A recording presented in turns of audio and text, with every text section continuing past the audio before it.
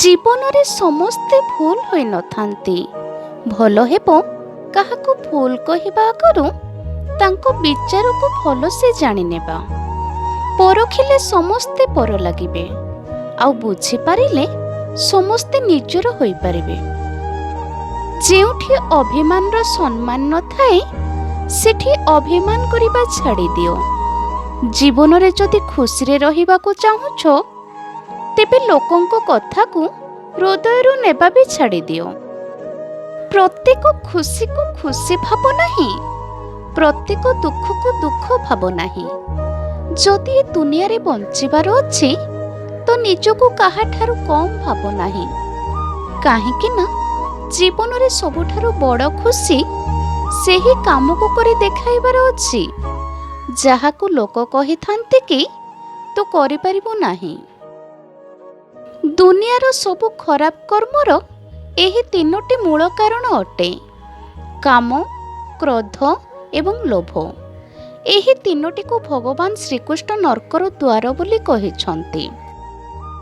ଏହି ତିନୋଟି ଏତେ ଖରାପ ଯେ ଏହା ଆତ୍ମାକୁ ଅଧୋଗତିକୁ ନେଇଯାଇଥାଏ।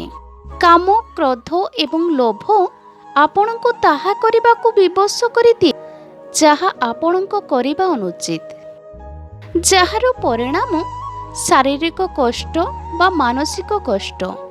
ଏହି ତିନୋଟି କାରଣ ପାଇଁ ମିଳିଥାଏ।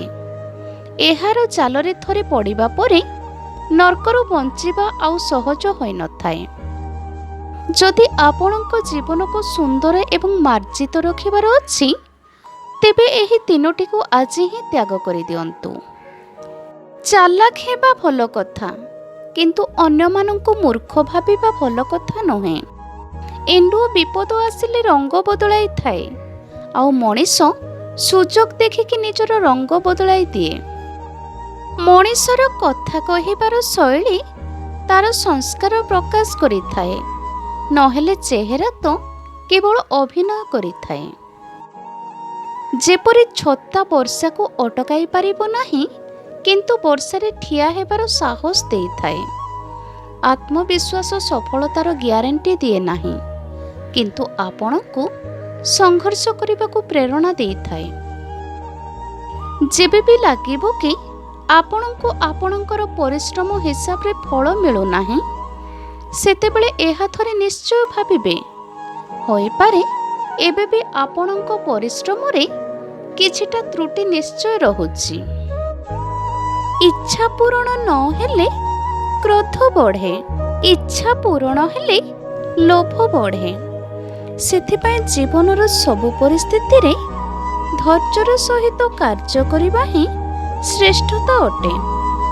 ମଣିଷ ଗଧ ଭଳି ପରିଶ୍ରମ କରିଲେ ସଫଳ ହୋଇନଥାଏ, ବରଂ ଠିକ୍ କାମକୁ ସଠିକ୍ ଉପାୟରେ କରିଲେ ସେ ସଫଳ ହୁଏ।